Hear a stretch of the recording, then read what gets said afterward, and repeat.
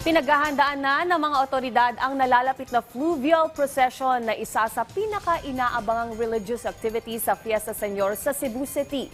Binabantayan din ang banta ng LPA na posibleng makaapekto sa aktibidad na gaganapin sa karagatan ngayong Sabado. Alamin natin ang iba pang detalye sa report ni Jessie Atienza ng PTV Cebu.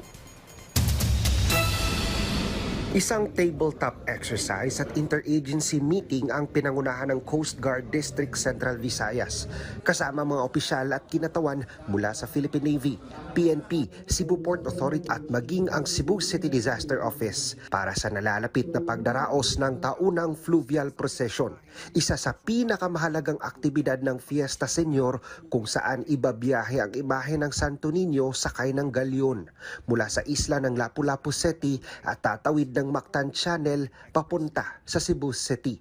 Nasasabayan ng libu-libong mga debotong sakay ng mga motorbangka. Sa pinakahuling tala ng Coast Guard, nasa 250 sea vessels na ang nakarehistro sa kanila na lalahok ngayong taon para sa aktibidad at posible pang madagdagan. Yes, actually we are almost on the last part of our preparations now. We have already finalized, yung mga floating assets natin na i-deploy natin for the upcoming fluvial procession.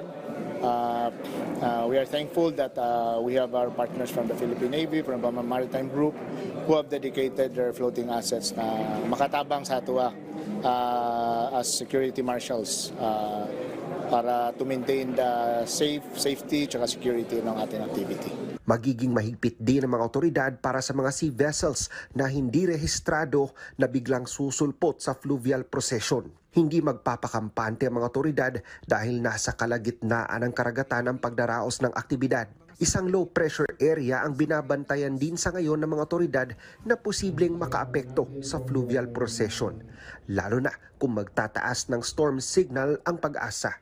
Ang concern na to, if there's really a adverse change sa weather condition and if ever mag-hoist of storm signal number ang Pag-asa, definitely we cannot be able to continue the activity kasi if storm signal number 1 is hoisted yun, absolute ang policy nato diha that no sail good, particularly if inani nga daghan kayo mag-participate na vessel. So we will be suspending the conduct of the fluvial procession. Nasa mahigit 700 security personnel ang nakatakdang ide-deploy sa araw ng fluvial procession.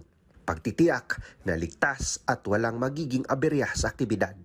Mula sa PTV Cebu, Jessie Atienza para sa Pambansang TV sa Bago.